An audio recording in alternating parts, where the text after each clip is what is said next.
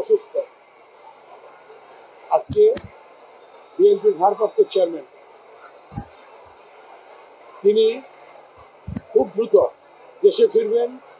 দেশে এসে আমাদের বিএনপি চেয়ারপারসনের সাথে সাক্ষাৎ করবেন এবং তাকে দেখবেন, এবং বিএনপির ভারপ্রাপ্ত চেয়ারম্যান জনাব তারেক রহমান দ্রুত এসে জাতীয় সংসদ নির্বাচনের প্রচারে সশরীরে তিনি অংশগ্রহণ করবেন এবং জনগণের কাছে যাবেন এবং তিনি বিএনপি যে প্রার্থী আছে তাদের জন্য ভোট চাবেন।